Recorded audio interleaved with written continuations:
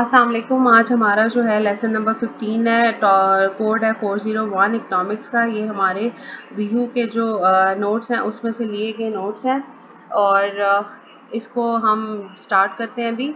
आइसोक्वेंट्स क्या होता है? सबसे पहले कि आइसोक्वेंट एक ऐसा कर्व होता है जो डिफरेंट कम्बिनेशंस ऑफ आउटपुट जैसे लेबर और कैपिटल को शो करती है, जिससे सेम लेवल का आउटपुट प्रोड्यूस होता है।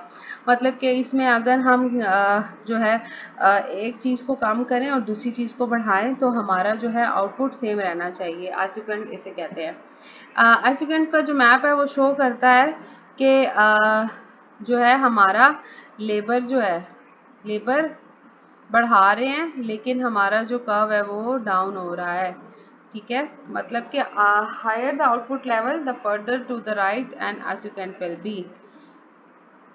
जितना हायर होगा आउटपुट का लेवल उतना ही हमारे पास क्या होगा, आइसोक्वेंट जो है वो राइट साइड पे जाएगा।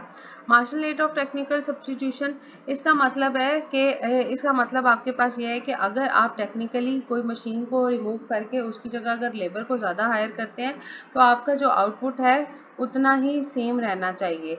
ठीक है, लेकिन इसमें क्या होगा कि आपका जो जैसे जैसे आप टेक्निकली उसको रिमूव करते जाएंगे वैसे वैसे जो है आपका जो कैपिटल रिमूव करेंगे तो आपका जो आउटपुट है वो भी कम होता जाएगा।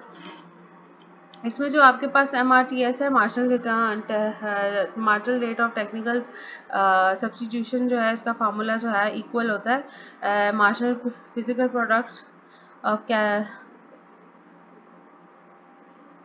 जो है वो क्या है यहाँ पे, के जो है कैपिटल है, एल जो है हमारे पास लेबर है। ठीक है, एल है लेबर और के कैपिटल। आइसोक्वेंट जो है वो यूज़ किया जाता है इस कॉन्सेप्ट को इलस्ट्रेट करने में कि रिटर्न्स टू स्केल और रिटर्न्स टू फैक्टर ये जो होती है लॉन्ग रन में होती है। सबसे पहले कि constant returns to scale equally spaced isoquants. Constant return to scale जो होता है हमारे पास उसमें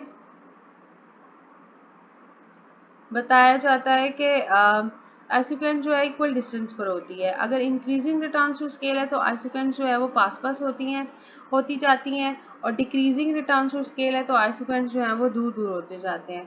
ठीक है, और डिमिनिशिंग रिटर्न्स टू फैक्टर्स जो है वो इलस्ट्रेट करता है कि अगर एक इनपुट जैसे कैपिटल फिक्स रखें तो लेबर बढ़ने पर धीरे धीरे आउटपुट जो कम रेट से बढ़ेगा, ये डिमिनिशिंग रिटर्न्स है, ये वाला डिमिनिशिंग रिटर्न्स है। आइसोकॉस्ट लाइन और बजट लाइन क्या होती है?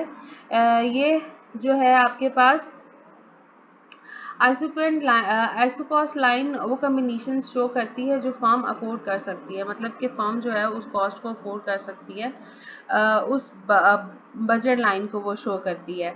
चेंजेस जो हैं वो इसमें क्या क्या हो सकती हैं कि दोनों इनपुट्स की प्राइस बढ़ेगी, लाइन अंदर शिफ्ट हो जाएगी। एक इनपुट की प्राइस बदलने से लाइन जो है वो पिवट करेगी और स्लोप जो है वो इक्वल होगी price of labour divided by price of cost के इक्वल होगी। The isoquant isocost combination can help answer, ये आंसर करने में हेल्प करेगी कौन कौन से, कि what is the least cost way of producing a particular level of output, कि सबसे कम कॉस्ट में हम कैसे एक पर्टिकुलर लेवल ऑफ आउटपुट जो है वो प्रोड्यूस कर सकते हैं, और what the highest level of output the firm can produce given a certain budget, एक सर्टेन बजट में, एक छोटे बजट में हम जो फर्म है वो किस तरह एक बड़े लेवल का आउटपुट अचीव कर सकती है। Optimal combination of factors, optimal conditions आपको पता है कि कम्बिनेशन जो होते हैं जो कि फेवरेबल होते हैं, जो आपको बहुत फ़ायदा देती हैं, वो क्या है कि ये टेंजेंट जहाँ पे आपको आइसोक्वेंट कर्व के ऊपर जहाँ पे भी लाई करेगी वहाँ पे जो है वो आपका ऑप्टिमल कम्बिनेशन होगा। मतलब कि इतना आपको कैपिटल की ज़रूरत होगी और इतने लेबर की ज़रूरत होगी, और आपका जो है वो यहाँ पे आर जो है आपका इतना हमारे पास ऑप्टिमल कम्बिनेशन बन जाएगा आर के पॉइंट पे। और हमारे पास जैसे MRTS में आपको पहले कह चुकी हूँ कि ये इसके इक्वल है, ये वाला फॉर्मूला है इसको फाइंड करने का, और ये भी इक्वल होती है किसके, price of labour divided by price of capital. ठीक है, आगे आपके पास है संक कॉस्ट। संक कॉस्ट क्या होती है आपके पास? डूब चुकी कॉस्ट होती है, ये जो डूब चुकी होती है वो कॉस्ट जो ऑलरेडी लग चुकी हो और वापस ना मिले। ठीक है, इम्पॉर्टेंट पॉइंट्स क्या हैं इसमें कि सम कॉस्ट को डिसीजन में कंसिडर नहीं करना चाहिए, सिर्फ वेरिएबल कॉस्ट इम्पॉर्टेंट होती है।